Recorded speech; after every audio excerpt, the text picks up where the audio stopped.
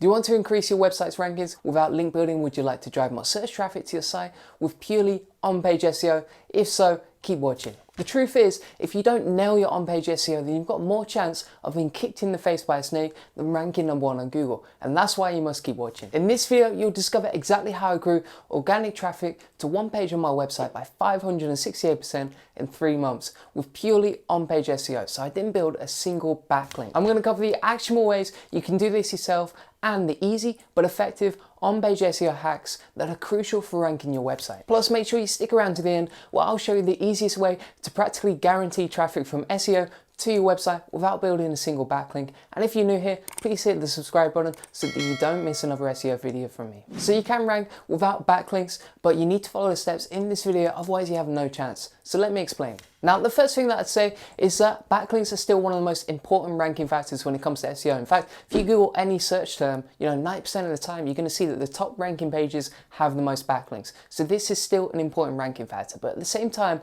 with this case study, you'll see a page that had no outreach, no backlinks built to it, and the traffic increased to it in a very short period of time, simply with on-page SEO. So you don't need to publish and pray, you don't need to cast any magic spells, and you definitely don't need to make a sacrifice to the gods of Google, but at the same time, you must follow the steps in this video. And the first thing that I'd start with is an SEO audit. So look at every single major on-page element of your content. Now keep watching to discover the exact blueprint I use to optimize a page that will generate thousands of visitors from Google with on-page SEO. So the first thing to look at is search intent. And if you don't have the right search intent, you're wasting your time, you're producing the wrong type of content, and here's why. So when someone's on Google and they type in the keyword, they're looking to solve a specific problem. And you as an SEO and someone who owns a website has to reverse engineer the process and figure out, okay, what is the problem this person is looking for? What information are they looking for? And how can I solve their problem with the best type of content? Because the thing is that if you serve them the wrong content,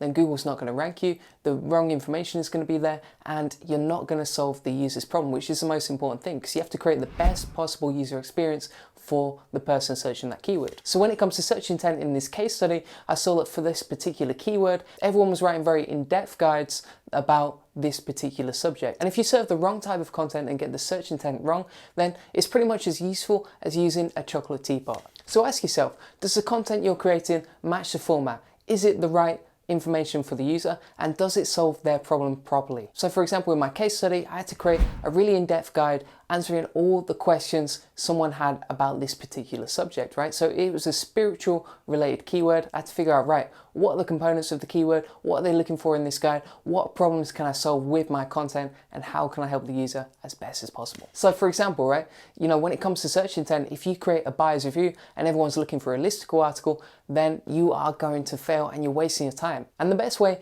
to figure out search intent is simply to Google in the keyword, see what's already ranking, see what's already successful, and then create a similar piece of content around that. And the crazy thing is, well, search intent can make such a difference to your rankings. If you had a page that you've produced and it's not been ranking for weeks, I would definitely check the search intent and go back and see, right, can you improve it? Are you producing the right type of content? Is it the right format? And then go from there. Now, if you're spending time researching search intent, you must follow my next step, otherwise you may not see any improvements. And this is really about improving the user experience when they land on your website. So, it's kind of like walking into a shop offline and, sometimes you get really bad customer service and other times it's amazing. And obviously when they get an amazing experience on your website, that's going to improve the on-page metrics, which means that you're going to have better rankings overall, because Google uses on-page metrics as a way of ranking your site and determining, okay, how good is your content and do people actually engage with it. So for example, the page in this case study, I made sure that it had loads of headings, loads of subheadings, that it was very easy to read and scan through, that had some very relevant pictures and videos. And that's the other thing as well, you don't want to just chuck in loads of stock images for the hell of it. That's not going to solve all your problems. But if you can make sure those pictures and videos and any sort of media that you chuck in is very relevant and actually enriches the quality of the content, then keep them in there. And the other thing is as well that I made sure I covered everything someone would want to know about this particular topic. Now, if you're struggling for ideas or you're not sure what you need to cover, just go into Google and look at the related search terms. And this will give you an idea of all the things that people are searching for related to this topic, so that you've got loads of subheadings and headings and different content ideas that you can throw onto your page. So now that you've optimized your content, you can keep people on the page, it's time to drive more traffic from Google, which brings me on to my next point, meta tags. So the truth is that editing your meta tags, your meta title, meta description, is an easy way to optimize your content, get a better click-through rates on Google, and outperform your competitors, and it takes about 2 minutes to do. So for this page, for example, I looked at my competitors, I saw what they were already using for their title and meta descriptions, and I actually saw that it was quite a unique situation because they weren't optimized at all. They didn't have the best meta tag. They didn't have a description that made me want to click on it, and that was something I could take advantage of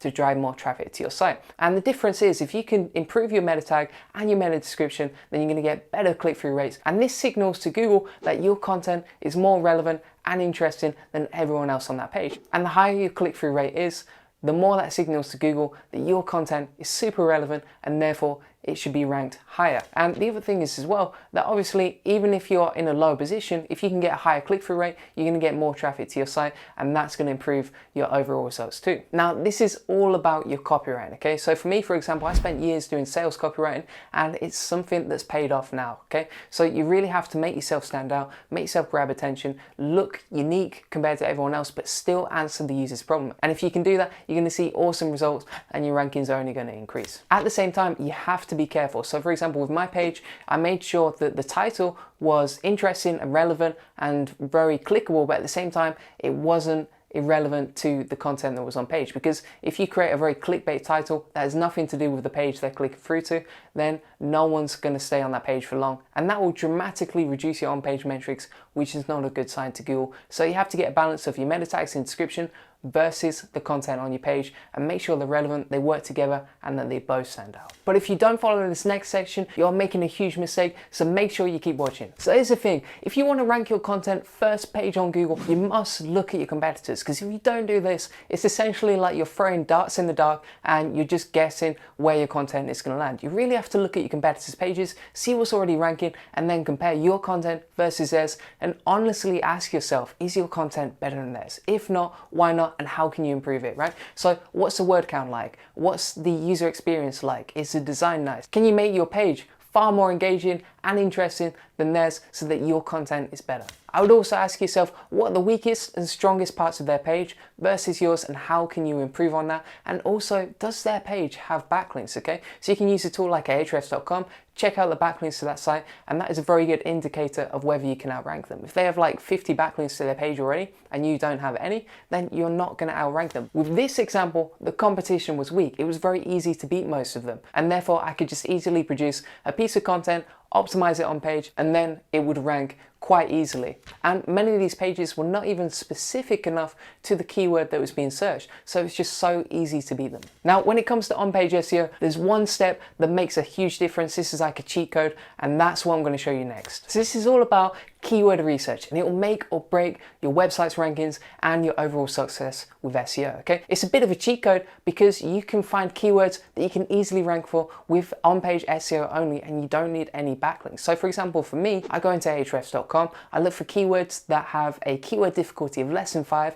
a higher search volume than 1,000, and make sure that the top result on Google gets a decent amount of traffic. Some people say now that search volume doesn't really matter. That's kind of true if the top ranking result doesn't get any traffic. So you have to check both, check traffic and check search volume too. And when you do this, you'll see much better results with your keyword research. The other thing as well you might ask yourself is, does the page have business intent? So can you make money from it? But at the same time, in this case study, I was using a page that makes money with advertising, and that opens up the game a whole lot more, because if you can make money with ads, then you're not limiting yourself, you're not restraining yourself. If you don't make money with ads and you can't rank for every keyword because you're not going to make money with it, then it's kind of like buying a 7-acre mansion and only living in the shed. Like, you're just locking yourself in, you're just kind of limiting your options, and that's something I wouldn't recommend unless your website is particularly product or service related. So make sure you follow this step when it comes to keyword research, because it's just so important. It will make you more money and it will save you more time, and that is essential for SEO. So thanks for watching. I really hope this video helped you. If it did, please smash a like on it, because then the gods of YouTube will bless me, and that means I can get my video in front of more people. And if you haven't already, please subscribe so that you don't miss another video from me. Thanks for watching.